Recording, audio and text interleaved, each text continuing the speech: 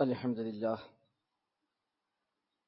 نحمده ونستعينه ونؤمن به ونتوكل عليه ونعوذ بالله من شرور أنفسنا ومن سيئات أعمالنا من يهده الله فلا مضل له ومن يضلل فلا هادي له وأشهد أن لا إله إلا الله وحده لا شريك له وأشهد أن محمدا عبده ورسوله أرسله بالهدى ودين الحق ليظهره على الدين كله ولو كره المشركون اللهم صل على محمد وعلى آل محمد كما صليت على إبراهيم وعلى آل إبراهيم إنك حميد مجيد اللهم بارك على محمد وعلى آل محمد كما باركت على إبراهيم وعلى آل إبراهيم إنك حميد مجيد أما بعد فإن خير الكلام كلام الله وخير السنن سنن محمد صلى الله عليه وسلم وشر الأمور محدثاتها وكل محدثة بدعة وكل بدعة ضلالة وكل ضلالة في النار. أعوذ بالله من الشيطان الرجيم. بسم الله الرحمن الرحيم. يا أيها الذين آمنوا اتقوا الله حق تقاته ولا تموتن إلا وأنتم مسلمون. بسم الله الرحمن الرحيم.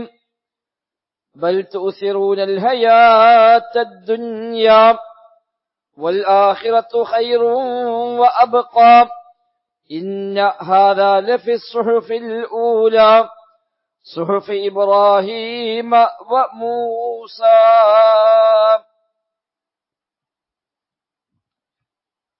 സത്യ വിശ്വാസികളെ റഹ്മാനായ റബ്ബ് സുബ്ഹാനഹു വ തആലയുടെ നിയമനിർദ്ദേശങ്ങൾ കഴിവിന്റെ പരമാവധി ജീവിതത്തിൽ പാലിക്കുവാൻ പരിശ്രമിച്ചുകൊണ്ട് മുത്തഖീങ്ങളായി ജീവിക്കണേ എന്നു പ്രത്യേകമായി ഓർമ്മപ്പെടുത്തുകയാണ്. അല്ലാഹു സുബ്ഹാനഹു വ തആല നമുക്കെല്ലാം അതിന് തൗഫീഖ് പ്രദാനം ചെയ്യുമാറാവട്ടെ. ജീവിതത്തിലെ എല്ലാ മേഖലയും അല്ലാഹു തആല അവന്റെ ഖൈറും ബറക്കത്തും നമ്മിലെല്ലാം വർഷിക്കുമാറാവട്ടെ.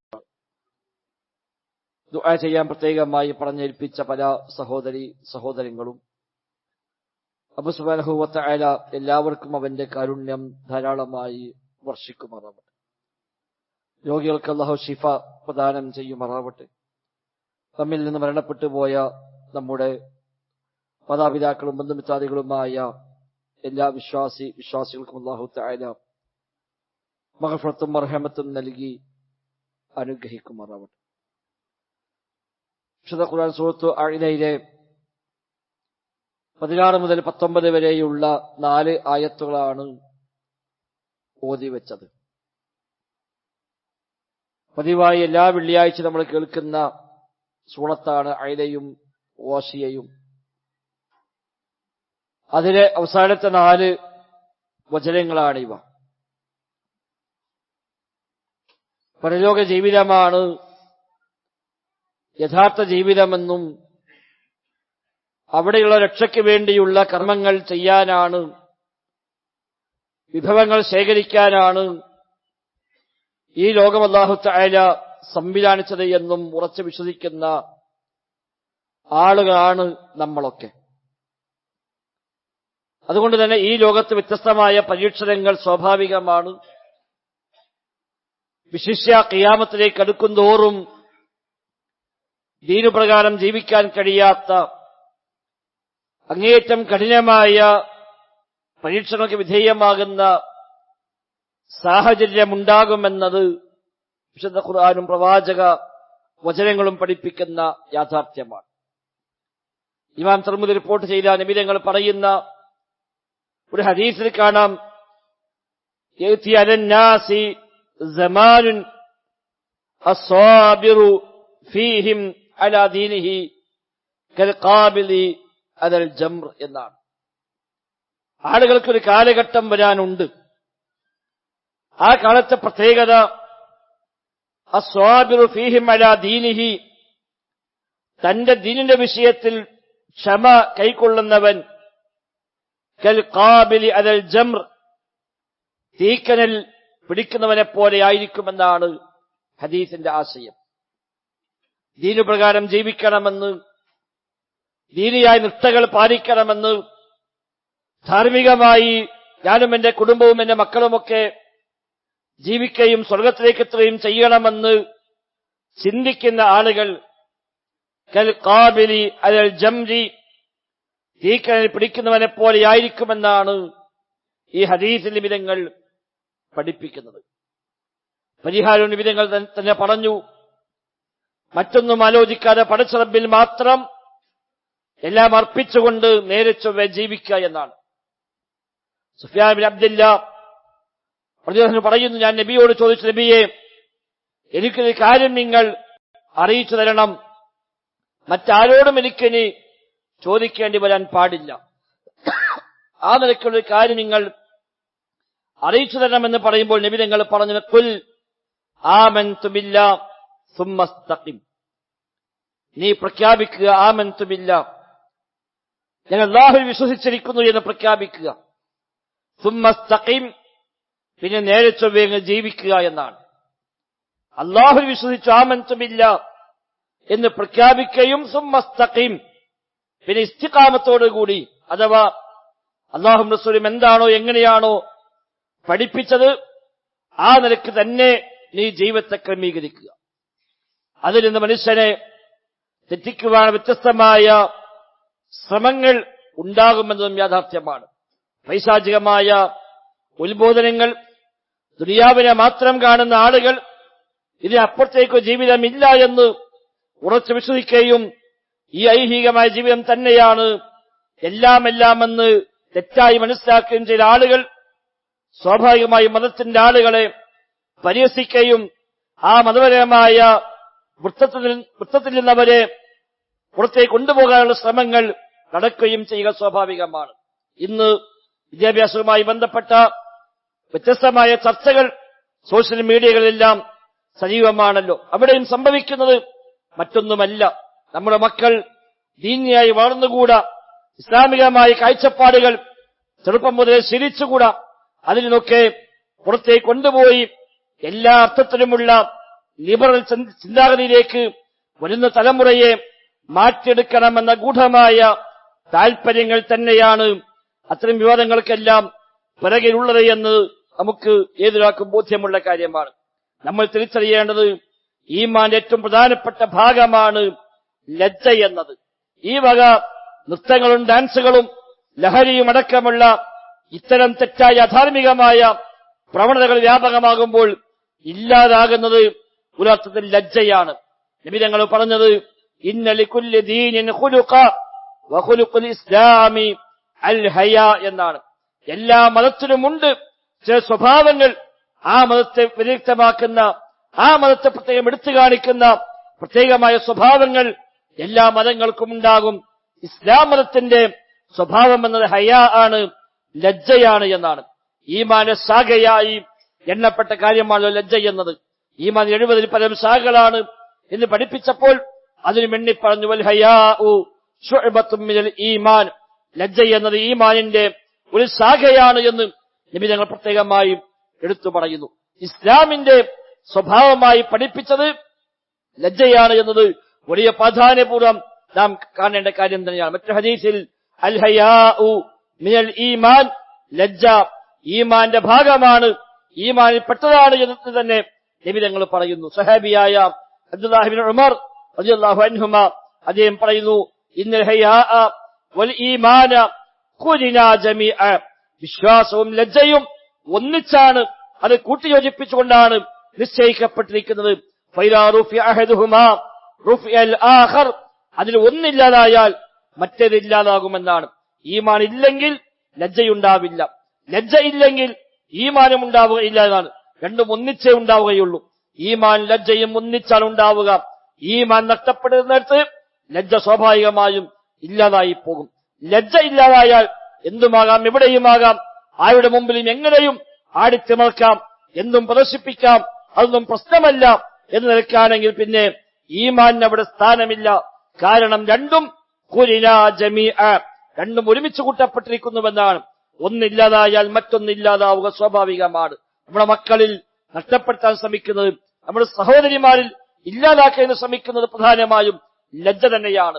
വിവാഹവേളകളിൽ അതുപോലെയുള്ള സംഗമങ്ങളിൽ എല്ലാം ഇന്ന് ആടിത്തിമർക്കുന്ന, പ്രത്യേകമായ വേഷം കെട്ടുന്ന, തങ്ങളുടെ ശരീരം മറ്റുള്ളവർക്കും ആസ്വദിക്കാൻ വേണ്ടി നിന്നുകൊടുക്കുന്ന ലജ്ജയില്ലാത്ത സംസ്കാരം വ്യാപകമായി വരികയാണ്.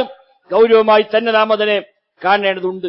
ഉമർ ഖത്താബ് പറഞ്ഞു, മൻ ഖല്ല ഹയാഉഹു ഖല്ല വറഉഹു എന്നാണ്. ഒരാൾക്ക് ലജ്ജ കുറഞ്ഞു വരുന്നുവെങ്കിൽ അവന്റെ സൂക്ഷ്മതയും അതോട് കുറയും. ഒമൻ ഖല്ല വറഉഹു മാത ഖൽബുഹു. ഒരാളുടെ സൂക്ഷ്മത കുറഞ്ഞു വന്നാൽ അയാളുടെ ഹൃദയം ചത്തുപോകുമെന്നാണ്. മാത ഖൽബുഹു, കൽബ് ചത്തുപോകും. പിന്നെ അതിലേക്ക് ഒന്നും ഏശുകയില്ല. എത്ര വലിയ ഉത്ബോധനങ്ങൾ കിട്ടിയാലും ആ ഉത്ബോധനങ്ങൾ ആ കൽബിലേക്ക് ഇറങ്ങയില്ല.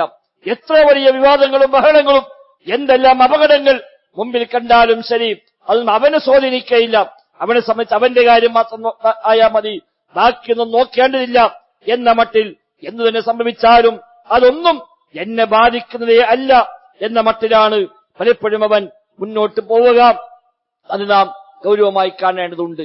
നബി തങ്ങൾ പറയുന്നു,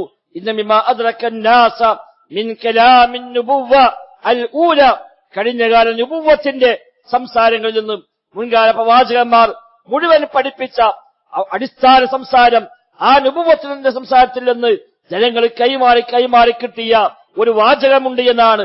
അതെന്താ? ഇദാലം തസ്തഹി ഫസ്തഅ് മാ തശാ. എനിക്ക് ലജ്ജയില്ലെങ്കിൽ പിന്നെ നീ എന്തും ചെയ്തോ, തോന്നും പോലെ ചെയ്തോ എന്നാണ്. തോന്നിവാസമാണ് ലജ്ജ ഇല്ലാതായാൽ ഉണ്ടായിത്തീരുക എന്നർത്ഥം. ലജ്ജ ഇല്ലാത്തവന് പിന്നെ എന്തുമാകാം, ആരുടെ മുമ്പിലും എങ്ങനെയും അവന് പ്രത്യക്ഷപ്പെടാം. എന്ത് സ്വഭാവമാകാം, ഏത് സംസ്കാരവുമാകാം. മാന്യത എന്നത്, ധാർമ്മികത എന്നത് അവനെ സംബന്ധിച്ച് ഒന്നുമില്ല. അവിടെ നിഘണ്ടുവിൽ അങ്ങനെ കാര്യമേ ഇല്ല. ഇദാലം തസ്തഹി ഫസ്തഅ് മാ തശാ. ലജ്ജ ഇല്ലെങ്കിൽ പിന്നെ ഇഷ്ടം പോലെ തോന്നും പോലെ ചെയ്തോവെന്ന് മുൻകാല നുബുവ്വത്തിന്റെ സംസാരമാണ് എന്ന് റസൂലുള്ളാഹി സ്വല്ലല്ലാഹു അലൈഹി വസല്ലം തങ്ങളെ പഠിപ്പിക്കുകയാണ്. ഇല്ലാതാക്കാൻ ശ്രമിക്കുന്നത് ആ ലജ്ജയെ തന്നെയാണ്. ചെറിയ പ്രായം മുതൽ ലജ്ജ ഇല്ലാതെ വളർത്തിക്കൊണ്ടുവരാനുള്ള തോന്നിവാസങ്ങളോട്, അധർമ്മങ്ങളോട് യാതൊരു മാനസികമായ വെറുപ്പുമില്ലാത്ത തലത്തിലേക്ക് നമ്മുടെ മക്കളെ മാറ്റിയെടുക്കാൻ തന്നെയാണ് ഇവിടെ ശ്രമങ്ങൾ നടക്കുന്നത്. സ്വഹാബിമാരൊക്കെ വലിയ ലജ്ജ ജീവിതത്തിൽ കാത്തു സൂക്ഷിച്ചവർ തന്നെയാകുന്നു. റസൂലുള്ളാഹി സ്വല്ലല്ലാഹു അലൈഹി വസല്ലം തങ്ങൾ ഈ ലജ്ജ പ്രത്യേകമായി കണ്ട സ്വഹാബിയായ അശദ്ദുൽ അസ്രി റളിയല്ലാഹു അൻഹുവിനോട് നബി തങ്ങൾ പറയുന്ന വല്ലാത്തൊരു വാചകമുണ്ട്. ഇന്ന ഫീക ഖസ്ലതൈനി, ഇന്നിൽ ഞാൻ രണ്ട് സ്വഭാവങ്ങൾ കാണുന്നു. യുഹിബ്ബുഹുമുല്ലാഹ്, അത് രണ്ടും അല്ലാഹുവിന് വേറെ ഇഷ്ടമാണ്. അല്ലാഹു തആലയ്ക്ക് ഏറെ ഇഷ്ടമുള്ള രണ്ട് സ്വഭാവം ഇന്നിൽ ഞാൻ കാണുന്നുണ്ട് എന്ന് റസൂലുള്ളാഹി സ്വല്ലല്ലാഹു അലൈഹി വസല്ലമ റളിയല്ലാഹു അശദ്ദുൽ അസ്രി റളിയല്ലാഹു അൻഹുവിനോട് നബി തങ്ങൾ പറയുകയാണ്. ഒന്ന് പറഞ്ഞത് അൽ ഹയാ, ലജ്ജയാണ്. അൽ ഹിൽമു വൽ ഹയാ, ഒന്ന് ലജ്ജയാണ്, മറ്റൊന്ന് വിവേകമാണ്, പക്വതയാണ്. എല്ലാത്തിനും ഒരു പക്വമായ സമീപനം, വിവേകതയുള്ള സമീപനം. എടുത്തു ചാടി എന്തെങ്കിലും ചെയ്തു കൂട്ടുകയല്ല, വൈകാരികമായും പ്രതികരിക്കുകയല്ല. കാര്യങ്ങളൊക്കെ പക്വമായി കണക്കാക്കി മനസ്സിലാക്കി മാത്രം കൈകാര്യം ചെയ്യുന്ന ആ ഒരു വിവേകം നിന്നിലുണ്ട്, പക്വത നിന്നിലുണ്ട്. വൽ ഹയാഉ, ലജ്ജയും നിന്നിലുണ്ട്. ഇത് രണ്ടും അല്ലാഹു തആലക്ക് ഇഷ്ടമുള്ള കാര്യമാണ് എന്ന് റസൂലുള്ളാഹി സ്വല്ലല്ലാഹു അലൈഹി വസല്ലം തങ്ങൾ പ്രത്യേകമായി എടുത്തു പറയുകയാണ്. ആയിഷ റളിയല്ലാഹു അൻഹ പറയുന്നു, എന്റെ വീട്ടിൽ എന്റെ ഭർത്താവായ നബി തങ്ങൾ മറമാടപ്പെട്ടു. ശേഷം പിതാവായ അബൂബക്കർ സിദ്ദീഖും മറമാടപ്പെട്ടു. പിന്നീട് ഉമർ ഖത്താബ് തന്നോട് മറമാടപ്പെട്ടു. ഉമർ ഖത്താബ് മറമാടപ്പെട്ടപ്പോൾ എനിക്ക് പ്രത്യേകമായ ശ്രദ്ധ പിന്നെ ഉണ്ടായിരുന്നു. കാരണം ഹയാഅൻ മിൻ ഉമറ, ഉമർ ഖത്താബിനോടുള്ള ഒരു ലജ്ജ കാരണം ഞാൻ പിന്നെ എന്റെ ജീവിതത്തിൽ ഒന്നുകൂടി ഒരു അടുക്കും ചിട്ടയും വേഷവിധാനത്തിൽ വീട്ടിലാണെങ്കിൽ പോലും ഒരു പ്രത്യേകമായ ശ്രദ്ധ ഞാൻ ചെലുത്തിപ്പോന്നു. കാരണം ഉമർ ഖത്താബ് ഇവിടെ കിടക്കുന്നുണ്ടല്ലോ എന്ന്. ഉമർ ഖത്താബ് കണ്ടിട്ടല്ല, ഉമർ ഖത്താബ് അറിഞ്ഞിട്ടല്ല, ഉമർ ഖത്താബ് ഖബറിലാണ്. എന്നാലും ഉമർ ഖത്താബ് ഇടക്കെടുക്കുമ്പോൾ ഇതുവരെ ഉള്ള പോലെയല്ല. ഇതുവരെ ഒന്ന് ഭർത്താവാണ്, മറ്റൊന്ന് പിതാവാണ്. എന്നാൽ ഇപ്പോൾ ഉമർ ഖത്താബ് ഇവിടെ കിടക്കുന്നുണ്ട്. ഉമർ ഖത്താബിനെ ഓർക്കുമ്പോഴേക്കും എനിക്ക് വല്ലാത്ത ഒരു ആ നിലക്കുള്ള ഒരു ബോധമാണ്. ഹയാ മിൻ ഉമറ. അതുകൊണ്ട് തന്നെ എന്റെ വീട്ടിൽ പോലും ഞാൻ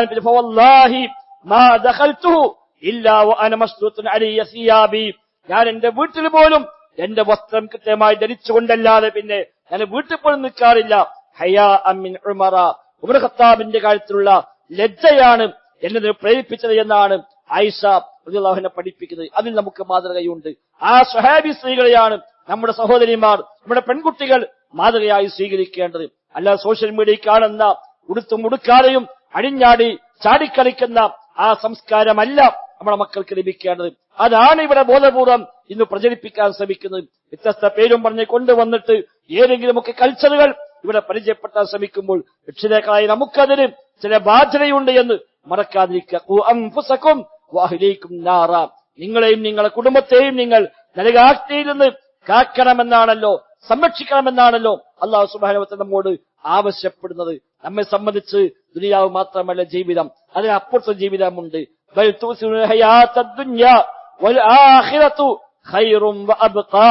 ആഖിറമാണ് ഖൈർ, അതാണ് അബ്ഖാ എന്നും അവശേഷിക്കുന്നത്. ഇവിടെ ഏതാനും വർഷങ്ങൾ മാത്രമാണ്. ഇന്ന് കഴിഞ്ഞാൽ കഴിഞ്ഞു, നാളെ ഉണ്ടാകുമോ നമുക്കറിയില്ല. തുച്ഛമായ നൈമിഷികമായ നശ്വരമായ ജീവിതമാണ് ഈ ലോകത്തുള്ളത്. ഇതിനു വേണ്ടി മാത്രമാണ് ജീവിക്കുന്നതെങ്കിൽ അത് വലിയ കാര്യമൊന്നുമല്ല. അത് കഴിഞ്ഞു പോകും. അങ്ങനെ പണമുണ്ടാകും, അധികാരമുണ്ടാകും, ഭരണമുണ്ടാകും, സൗകര്യമുണ്ടാകും, അതൊക്കെ ഇല്ലാതാകും. ദുനിയാവ് അങ്ങനെ തന്നെയാണ്. പക്ഷെ ചില ആളുകൾ നിങ്ങൾ പ്രാധാന്യം നൽകുന്നത് ഐഹികമായ ജീവിതത്തിലാണ് എന്നാണ്. പടച്ചറബ്ബിന്റെ കൽപ്പനയ്ക്കെതിരായി പലതും വരുമ്പോഴും അവിടെ ഞാൻ വല്ലതും പറഞ്ഞാൽ, ഞാൻ നിലപാടെടുത്താൽ എന്റെ ജോലി എന്താവുക, എന്റെ ഭാവി എന്താണാവുക, എന്റെ മറ്റു കാര്യങ്ങൾ എന്താണാവുക, എപ്പോഴും ദുനിയാവിനെ പറ്റി ആലോചിച്ച് ദുനിയാവിന് ഒന്നാം സ്ഥാനം നൽകി പടച്ചറബ്ബിന്റെ കൽപ്പനകളെ തൽക്കാലം മാറ്റിവെക്കുന്നവരാണ് മഹാഭൂരിപക്ഷം ആളുകളും. എന്നാൽ ഏറ്റവും ഖൈറായത് പരലോകമാണ്. അബ്ഖാ എന്നതും അവശേഷിക്കുന്നതും പരലോകമാണ് എന്നത് നാം അടിസ്ഥാനമായി കാണേണ്ടതുണ്ട്. ആ പരലോകത്തിന് വേണ്ടിയാണല്ലോ നമ്മളൊക്കെ ജീവിക്കുന്നത്. അതുകൊണ്ട് തന്നെ അള്ളാഹു എന്ത് പഠിപ്പിച്ചുവോ, നബി തങ്ങൾ എന്ത് പഠിപ്പിച്ചുവോ അത് തന്നെയാണ് നമ്മുടെ അടിസ്ഥാനം. അതാണ് പരലോകത്തേക്കുള്ള വിഭവത്തിന്റെ അസ്തി. സ്വർഗത്തിലേക്ക് എത്തണമെങ്കിൽ ആ വഴിയിലൂടെ അല്ലാത്ത ഒരു ജീവിതം നമ്മെ സ്വർഗത്തിലേക്ക് എത്തിക്കുകയില്ല. ദുനിയാവ് മാത്രം കാണുന്നവർക്ക് പക്ഷേ ഇതൊന്നും ആവശ്യമില്ല. അവരെ സംബന്ധിച്ച് ഹക്കും ബാത്തിലുമില്ല, ഹറാമും ഹലാലുമില്ല. കാരണം ഈ ജീവിതം തന്നെയാണ് അവർക്ക് ജീവിതം, അതിനപ്പുറത്ത് ജീവിതമില്ല. ഇവിടെ വല്ല നേട്ടങ്ങൾ നേടിയാൽ അത് വലിയ നേട്ടമായി കാണുന്നു. ഇവിടെ വരുന്ന നഷ്ടങ്ങളെ ഏറ്റവും വലിയ നഷ്ടങ്ങളായി അത്തരം ആളുകൾ കാണുന്നു. നമ്മൾ അങ്ങനെയല്ല. ഇതിനപ്പുറത്ത് ലോകമുണ്ട് എന്നും ആ ലോകത്ത് രക്ഷപ്പെടണമെന്നും അതിലേക്ക് കൃത്യമായ ഒരു വഴിയൊരുക്കാൻ വേണ്ടിയുള്ള വിഭവങ്ങളെ ശേഖരിച്ചുകൊണ്ട് തന്നെ മുന്നോട്ട് പോകണമെന്ന വാശിയുള്ളവരാണല്ലോ നമ്മളൊക്കെ. അതുകൊണ്ട് തന്നെ അതിന് പറ്റാത്ത, അതിന് വിഘാതമാകുന്ന എന്തെല്ലാം ഉണ്ടോ അതൊക്കെ ഒഴിവാക്കി ഇസ്ലാമികമായ വിശ്വാസവും ഇസ്ലാമികമായ സംസ്കാരവും ഇസ്ലാമികമായ വേഷവിധാനങ്ങളും സ്വീകരിച്ചുകൊണ്ട് തന്നെയാണ് നമ്മൾ പോകേണ്ടത്. നമ്മുടെ മക്കൾ വളരേണ്ടത് ചെറിയ പ്രായത്തിലെ ഇസ്ലാമിക വേഷം ശീലിപ്പിക്കണം. പ്രത്യേകിച്ചും അവ ഇല്ലാതാക്കാൻ ശ്രമിക്കപ്പെടുന്ന ഈ സാഹചര്യങ്ങളിൽ ചെറിയ പ്രായം മുതൽ തന്നെ അത്തരം ഹിജാബുകൾ നമ്മൾ അവരെ ശീലിപ്പിച്ചു കൊണ്ടുവരണം. ഇബാദാത്തുകളിൽ പ്രത്യേകമായ ശ്രദ്ധ നാം നൽകേണ്ട എല്ലാ പാഠങ്ങളും ചെറിയ പ്രായം മുതൽ തന്നെ പകർന്നു നൽകണം. ഉമർ ബിൻ അബ്ദുൽ അസീസ് റഹിമഹുല്ലാഹ് പറഞ്ഞതുപോലെ ആദ്യത്തെ 7 കൊല്ലം ഇന്ന കുട്ടിയുടെ കൂടെ നീ കളിക്കുക എന്നാണ്. ലാഇബ് വലദക സബ്അൻ, ആദ്യത്തെ 7 വയസ്സ് വരെ നീ മക്കളെ കൂടെ കളിച്ചോ, അന്ന് കളിക്കൂട്ടുകാരനാവുക. അന്ന് കുറെ അദബുകൾ പഠിപ്പിക്കാനില്ല, അന്ന് കുറെ മര്യാദകളും ചിട്ടവട്ടങ്ങളും പറഞ്ഞു കൊടുക്കാനില്ല. അന്ന് കൂടെ കളിക്കുക, ഇന്നിൽ നിന്ന് പഠിക്കേണ്ട കുറെ പാഠങ്ങൾ അവർ സ്വീകരിക്കട്ടെ എന്നാണ്. അത് കഴിഞ്ഞാൽ വഅദ്ദിബ് വലദക സബ്അൻ, അടുത്ത 7 കൊല്ലം എല്ലാ അദബുകളും നീ മക്കളെ പഠിപ്പിച്ചു കൊടുക്കാനാണ്. 14 വയസ്സാകുമ്പോഴേക്ക് ലഭിക്കേണ്ട എല്ലാ മര്യാദകളും അവർക്ക് ലഭിക്കണം. എങ്കിൽ മാത്രമേ ജീവിതത്തിലേക്ക് ഉണ്ടാവുകയുള്ളൂ. വസാഹിബ് വലദക സബ്അൻ, അത് കഴിഞ്ഞാൽ അടുത്ത 7 കൊല്ലം 21 വയസ്സ് വരെ നിന്റെ മകന്റെ കൂടെ നീ കൂട്ടുകാരനായിട്ടുണ്ടാകണം. അവരുമായി ക്ലോസായി അവന് വേണ്ട ഉപദേശങ്ങൾ നൽകാനും അവന് വേണ്ട സഹവാസം നൽകാനുമായി അവന്റെ സ്വാഹിബായി കൂട്ടുകാരനായി നീ ഉണ്ടാവുക. എങ്കിൽ പിതാമക്കളുടെ കാര്യത്തിൽ ആശങ്കപ്പെടാനില്ല. അല്ലാതെ എല്ലാം കഴിഞ്ഞ് അവസാനം ഏതോ ക്യാമ്പസ് കൊണ്ടുപോയി ചേർത്തു, ഒന്നും നോക്കിയിട്ടില്ല, നിസ്കരിക്കാൻ പോലും സാഹചര്യമില്ല. 2, 3, 4, 5 കൊല്ലം എവിടെയെങ്കിലും പോയി പഠിച്ചു വരുമ്പോ ആ കാലഘട്ടങ്ങളിൽ ജുമുഅ പോലുമില്ല, ജമാഅത്തുമില്ല, റമദാനുമില്ല, ഒരു ഉത്ബോധനവുമില്ല. തോന്നിയ പോലെ ജീവിച്ച അവസാനം എല്ലാം കഴിഞ്ഞ് തലതിരിഞ്ഞ് വന്നതിന് ശേഷം എന്റെ മകനെ ഉപദേശിക്കണമെന്ന് പറഞ്ഞാൽ, ഒന്ന് നന്നാക്കി തരണമെന്ന് പറഞ്ഞാൽ അത് കഴിയുന്ന കാര്യമല്ല. മക്കളുടെ കാര്യത്തിൽ പ്രത്യേകമായ ശ്രദ്ധ നമുക്കുണ്ടാകണം. നമുക്ക് ഡ്രസ് കോഡ് ഉണ്ട് എന്നത് മക്കളെ ശീലിപ്പിക്കണം. ഇസ്ലാമികമായ വേഷമാണ്. പുരുഷന് ഞെരിയാണിക്ക് മുകളിലാണ് വസ്ത്രത്തിന്റെ സ്ഥാനം. നബി തങ്ങൾ പറഞ്ഞു, ഇസ്റത്തുൽ മുഅ്മിനി ഇലാ അൻസാഫി സാഖിഹി, ഒരു വിശ്വാസിയുടെ അരവസ്ത്രം എന്നത് കണങ്കാലിന്റെ മധ്യം വരെയാണ്. എന്നാൽ അവിടെ മുതൽ ഞെരിയാണി വരെ വസ്ത്രത്തിന് അവകാശമുണ്ട്, അതിനപ്പുറത്തേക്ക് പിന്നെ വസ്ത്രത്തിന് അവകാശമില്ല എന്ന് നബി തങ്ങൾ പ്രത്യേകമായി പഠിപ്പിച്ചു. സ്ത്രീകൾക്കാണെങ്കിൽ മുൻകൈയും മുഖവും ഒഴിച്ച് ബാക്കിയെല്ലാം മറക്കൽ നിർബന്ധമാണ്, അഭിപ്രായ വ്യത്യാസമില്ല. ഫിത്നയുടെ പശ്ചാത്തലങ്ങളിൽ അന്യപുരുഷന്മാരുടെ സന്നിധിയിൽ അതുപോലും മറക്കൽ നിർബന്ധമാണോ അതല്ല സുന്നത്താണോ എന്നിടത്താണ് അഭിപ്രായ വ്യത്യാസമുള്ളത്. അതുകൊണ്ട് തന്നെ ആ ശീലം നമ്മൾ ശീലിക്കണം. ചെറിയ പ്രായം മുതൽ തന്നെ ഹിജാബുകൾ ശീലിപ്പിച്ചുകൊണ്ട്, ഇസ്ലാമികമായ വേഷം ശീലിപ്പിച്ചുകൊണ്ട് നാം അവരെ വളർത്തിക്കൊണ്ടുവരാൻ നാം ശ്രദ്ധിക്കണം. സലഫുകളായ സ്ത്രീകളുടെ മര്യാദ അതാണ്.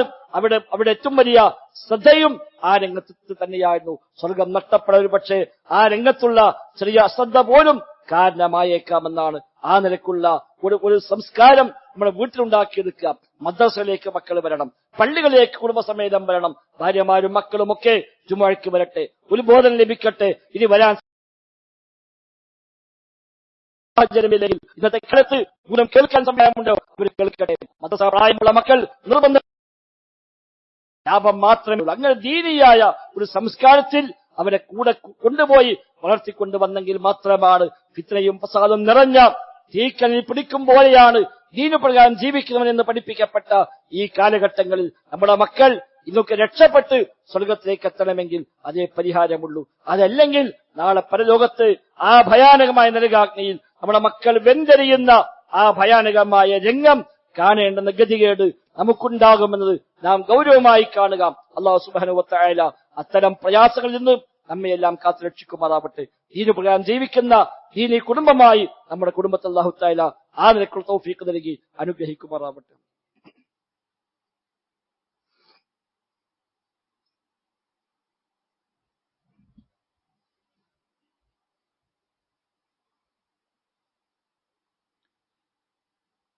അൽഹംദുലില്ലാഹ് നഹ്മദുഹു വനസ്തഈനുഹു വനു'മിനു ബിഹി വനതവക്കലു അലൈഹി. اللهم صل على محمد وعلى آل محمد كما صليت على إبراهيم وعلى آل إبراهيم إنك حميد مجيد. സഹോദരങ്ങളെ, സഹോദരിമാരെ, റഹ്മാനായ റബ്ബ് സുബ്ഹാനഹു വ തആലയുടെ നിയമ നിർദ്ദേശങ്ങൾ കഴിവിന്റെ പരമാവധി ജീവിതത്തിൽ പാലിക്കുവാൻ ശ്രമിച്ചുകൊണ്ട് മുത്തഖീകളായി ജീവിക്കണേ എന്ന് ഒരിക്കൽ കൂടെ ആവർത്തിച്ച് ഓർമ്മപ്പെടുത്തുകയാണ്. അല്ലാഹു സുബ്ഹാനഹു വ തആല നമുക്കെല്ലാം തൗഫീഖ് പ്രദാനം ചെയ്യുമാറാവട്ടെ.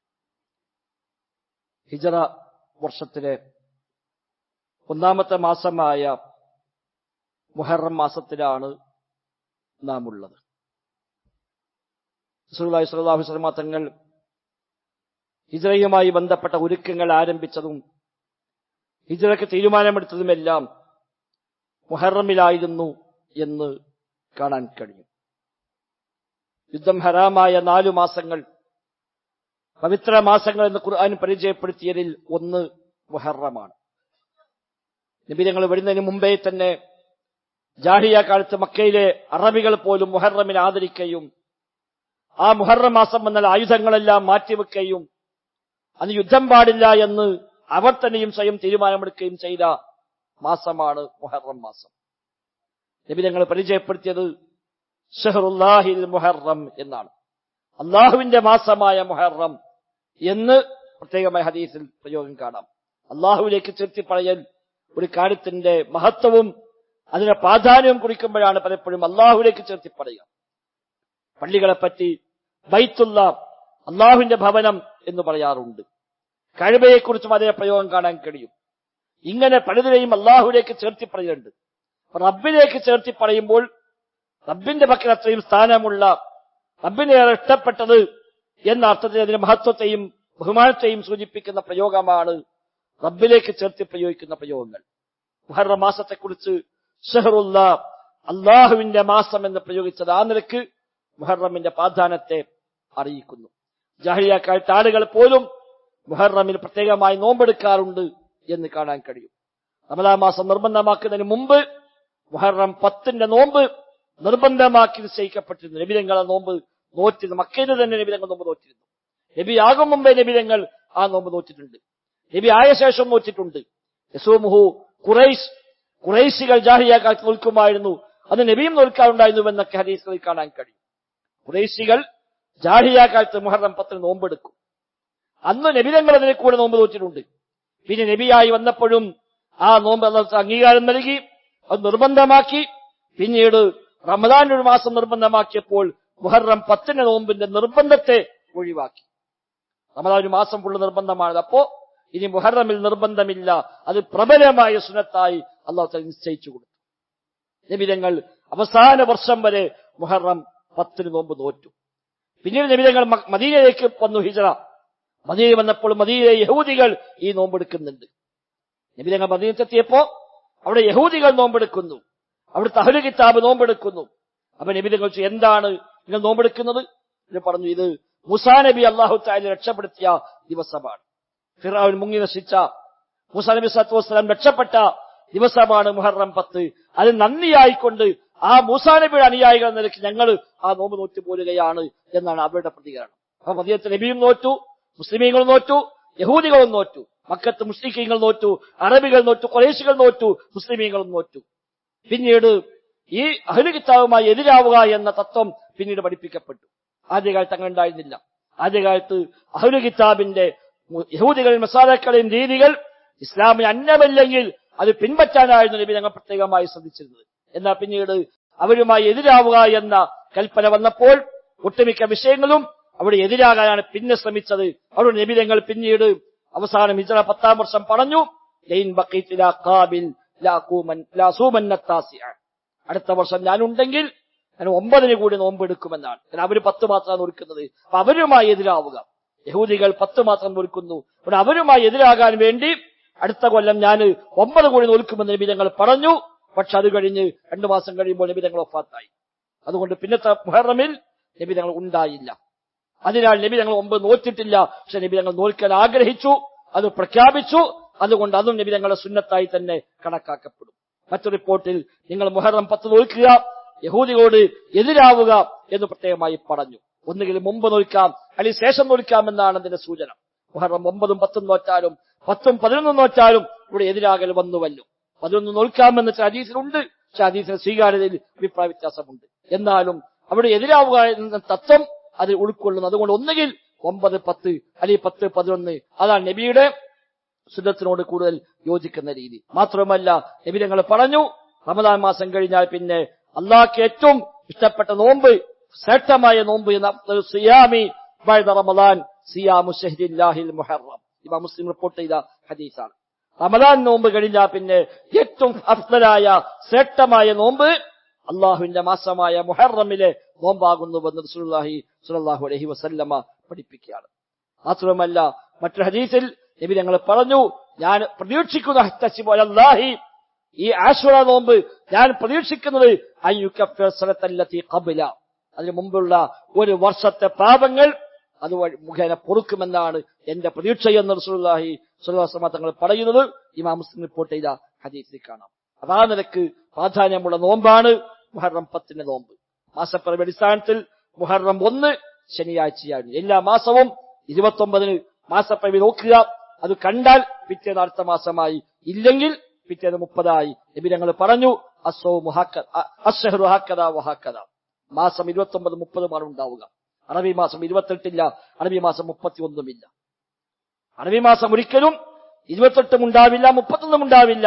അശ്ശഹ്റു ഹക്കദാ വഹക്കദ, മാസം ഇങ്ങനെയും ഇങ്ങനെയുമാകുന്നു. അഥവാ ഒന്നുകിൽ 29 അല്ലെങ്കിൽ 30 അതേ ഉള്ളൂ അറബി മാസം. 29 മാസം കണ്ടാൽ പിറ്റേന്ന് അടുത്ത മാസം 1ആയി. മാസം കണ്ടില്ലെങ്കിൽ പിറ്റേന്ന് 30 പൂർത്തിയാക്കി അതിനടുത്ത ദിവസം 1ആയി മാറും. അതാണ് ഇസ്ലാമിന്റെ ഒരു ബേസ്.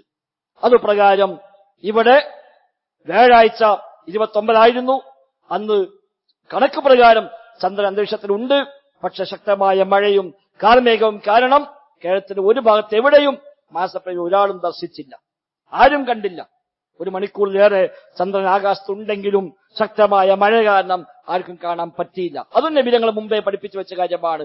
ഫൈൻ ഗുമ്മ അലൈക്കും ഫഅക്മിലു ഇദ്ദത 30. മേഘം മൂടിക്കഴിഞ്ഞാൽ നിങ്ങൾ 30 പൂർത്തിയാക്കുക എന്ന് നബി തങ്ങൾ അന്ന് പറഞ്ഞു വെച്ചു. 29 മാസം നോക്കുക, മേഘം മൂടിയാൽ 30 പൂർത്തിയാക്കുക. അപ്പൊ ചില ആളുകൾക്ക് ഒരു യുക്തി, ഏതായാലും അവിടെ ഉണ്ടല്ലോ, നമ്മൾ കണ്ടിട്ടില്ല എന്നേ ഉള്ളൂ, അവിടെ നമ്മൾ കണ്ടില്ല എന്ന കാരണത്താൽ പിന്നെ ഇനി നീട്ടേണ്ട കാര്യമില്ല, നാളെ 1. അതാണ് ഇപ്പോഴത്തെ വിവാദങ്ങളുടെ അടിസ്ഥാനം. മുഹറം 10 എന്ന കാര്യത്തിൽ വ്യത്യസ്ത അഭിപ്രായം വരാനുള്ള ബേസ് അതാണ്. മാസം അവിടെ ഉണ്ടല്ലോ, നമ്മൾ കണ്ടില്ല എന്നല്ലേ ഉള്ളൂ, അപ്പൊ നമ്മൾ കണ്ടാൽ മാസം മാറുക, നമ്മൾ കാണാഞ്ഞാൽ അപ്പുറത്തേക്ക് പോവുക, അങ്ങനെ ഉണ്ടാകുമോ? അതാണ് അസുര്. നബി തങ്ങൾ നിശ്ചയിച്ച അസുര അതാണ്. സൂമു ലിറുയതിഹി വഅഫ്തിറു ലിറുയതിഹി എന്ന പൊതുവായ അധ്യാപനം. കണ്ടാൽ നോമ്പെടുക്കുക, കണ്ടാൽ പെരുന്നാൾ ആഘോഷിക്കുക, കണ്ടാൽ നിങ്ങൾ ബലിപെരുന്നാൾ ആഘോഷിക്കുക എന്നൊക്കെ ഹദീസ് പ്രത്യേകമായി കാണാൻ കഴിയും. മതപ്രകാരം 29 കേരളത്തിലെ മുസ്ലിമീങ്ങളെല്ലാം നോക്കി, പക്ഷെ ഒരാളും എവിടെയും കണ്ടില്ല, ഒരു സംഘടനക്കാരും ആരും കണ്ടില്ല. സ്വാഭാവികമായും ഹദീസ് പ്രകാരം പിറ്റേന്ന് 30 പൂർത്തിയാക്കി, വെള്ളിയാഴ്ച 30 പൂർത്തി, കഴിഞ്ഞ വെള്ളിയാഴ്ച 30 പൂർത്തിയാക്കി, ശനിയാഴ്ച 1 കടന്നു. അപ്പൊ ശനിയാണ് അതുപ്രകാരം മുഹറം 1. അതുപ്രകാരം ഞായർ തിങ്കൾ 9, 10 കണക്കാക്കാം. ഇനി അതല്ല, അന്ന് പറ്റൂല, അന്ന് കണക്ക് പ്രകാരമുണ്ടല്ലോ എന്ന് പറയുന്ന ആളുകൾ ഈ കാഴ്ചയെ തള്ളിക്കൊണ്ടാണ് വെള്ളിയാഴ്ച 1 അല്ലാതെ മാസം കണ്ടിട്ടല്ല വെള്ളി 1 കണക്ക് പ്രകാരം വെള്ളി 1 അതുപ്രകാരം മറ്റൊരു അഭിപ്രായങ്ങൾ പലരും പറഞ്ഞു പോകും. ഏതാണ്ട് സുന്നത്ത് നോമ്പാണ്, വിശാലതയുണ്ട്. ഇപ്പൊ ഒരാൾ ശനിയും ഞായറും നോറ്റു, തെറ്റായ കാര്യമൊന്നുമല്ല. ഞായറും തിങ്കളും നോറ്റു, അതാണ് കൂടുതൽ സുന്നത്തോട് യോജിക്കുന്ന രീതി. നമ്മുടെ നാട്ടിൽ കണ്ടില്ല എന്ന കാരണത്താൽ. പിന്നെ ഗൾഫിൽ അങ്ങനെയല്ലേ, മറ്റു പല നാട്ടിലും അങ്ങനെയല്ലേ, അത് നമ്മളോട് നോക്കാൻ പറഞ്ഞിട്ടില്ല. നമ്മുടെ നാട്ടിലെ ചന്ദ്രപ്രവിയാണ് നമ്മൾ നോക്കേണ്ടത്. നമ്മുടെ നാട്ടിലെ സൂര്യന്റെയും ചന്ദ്രന്റെയും ചലനങ്ങൾ അടിസ്ഥാനമാക്കിയാണ് നമ്മുടെ ഇബാദത്തുകൾ നിശ്ചയിച്ചത്. ഇവിടെ സൂര്യൻ മധ്യത്തിൽ നിന്ന് തെറ്റിയാൽ ദുഹറിന്റെ സമയമായി. അത് ലോകത്ത് വേറെ എവിടെയെങ്കിലും മധ്യത്തിൽ നിന്ന് തെറ്റിക്കഴിഞ്ഞാൽ ഇവിടെ ദുഹറിന്റെ സമയമാവില്ല. നമ്മുടെ നാട്ടിൽ എപ്പോഴാണോ മധ്യത്തിൽ നിന്ന് സൂര്യൻ തെറ്റുന്നത് അപ്പോൾ നമുക്ക് ദുഹറിന്റെ സമയമാകും. എന്നാൽ സൗദി അറേബ്യയിലും UAE ഒക്കെ സൂര്യന്റെ ചലനം കൃത്യമായി നമുക്ക് ഇവിടുന്ന് വേണമെങ്കിൽ നിരീക്ഷിക്കാൻ കഴിയും. അതുകൊണ്ട് ഇവിടെ ദുഹർ വാങ്ങിക്കൊടുക്കാൻ പറ്റോ? ഇല്ല. അവിടെ അസ്തമിക്കുന്നവരെ കാണാൻ കഴിയും, അത് വെച്ച് ഇവിടെ മഗ്‌രിബ് വാങ്ങിക്കൊടുക്കാൻ പറ്റോ? ഇല്ല. അത് ഓരോ നാട്ടിലെയും സൂര്യന്റെയും ചന്ദ്രന്റെയും ചലനങ്ങൾ അടിസ്ഥാനമാക്കിയാണ് ഇസ്ലാമിലെ ഇബാദത്തുകൾ നിശ്ചയിച്ചിരിക്കുന്നത്. ഹജ്ജ് മക്കയിലാണ്, അവിടെ മക്കയിലെ പിറവിയാണ് അവിടെ കണക്കാക്കുക. നോമ്പും പെരുന്നാളും എല്ലാ നാട്ടിലുമാണ്, അതായത് നാട്ടിലെ കാഴ്ചയാണ് അവിടെ കണക്കാക്കുക. ഇതാണ് പൊതുവായ ഈ വിഷയത്തിലുള്ളത്. അതുകൊണ്ട് തന്നെ ഏതായിരുന്നാലും ഈ നോമ്പിന്റെ മഹത്വം മനസ്സിലാക്കുകയും അത് നഷ്ടപ്പെടാതിരിക്കാൻ പ്രത്യേകമായി ശ്രദ്ധിക്കുകയും ചെയ്യുക. കഴിഞ്ഞൊരു വർഷത്തെ പാപങ്ങൾ പൊറുക്കാൻ പര്യാപ്തമാകുമെന്ന് പഠിപ്പിക്കപ്പെട്ട അത്ര മഹത്വമുള്ള നോമ്പാണ്. അതോടൊപ്പം ഈ മാസം പൊതുവെ പവിത്രമായ മാസവുമാണ്. അല്ലാഹു തആല സൂറത്തുൽ ബഖറയിൽ പറഞ്ഞത് ഈ പവിത്ര മാസങ്ങളിൽ നിങ്ങൾ നിങ്ങളോട് തന്നെ ദുൽമ ചെയ്യാൻ പാടില്ല എന്നാണ്. ഈ മാസങ്ങളിൽ പവിത്രത കൂടുതലാണ്. അന്ന് ചെയ്യുന്ന തിന്മകൾക്ക് ഗൗരവം വർദ്ധിക്കുമെന്നാണ് പഠിപ്പിക്കപ്പെടുന്നത്. അതൊക്കെ ശ്രദ്ധിച്ചുകൊണ്ട് ഇസ്ലാമികമായ മര്യാദകളെ പ്രത്യേകമായ ജീവിതത്തിൽ പാലിക്കാൻ പരിശ്രമിച്ചുകൊണ്ട് ജീവിക്കാൻ നാം ശ്രദ്ധിക്കുക. റബ്ബ് സുബ്ഹാനഹു വ തആല എല്ലാ അർത്ഥത്തിലുമുള്ള ഖൈറും ബറക്കത്തും നൽകി നമ്മയെല്ലാം അനുഗ്രഹിക്കുമാറാവട്ടെ. ജീവിതത്തിലെ എല്ലാ മേഖലയിലും റബ്ബിനെ സൂക്ഷിക്കുന്ന മുത്തഖീകളിൽ മുവഹിദുകളിൽ റബ്ബ് നമ്മയെല്ലാം ഉൾപ്പെടുത്തുമാറാവട്ടെ. അല്ലാഹുമ്മ റബ്ബന ആതിനാ ഫിദ് ദുനിയ ഹസന വഫിൽ ആഖിറതി ഹസന വഖിനാ അദാബന്നാർ. അല്ലാഹുമ്മ ഇഗ്ഫിർ ലിൽ മുഅ്മിനീന വൽ മുഅ്മിനാത്ത് വൽ മുസ്ലിമീന വൽ മുസ്ലിമാത്ത് الأحياء منهم والأموات إنك مجيب الدعوات وقاضي الحاجات. ربنا اصرف عنا عذاب جهنم إن عذابها كان غراما إنها ساءت مستقرا ومقاما. اللهم ربنا تقبل منا ربنا تقبل منا إنك أنت السميع العليم وتب علينا إنك أنت التواب الرحيم. وصلى الله وسلم على محمد وآله وصحبه أجمعين والحمد لله رب العالمين.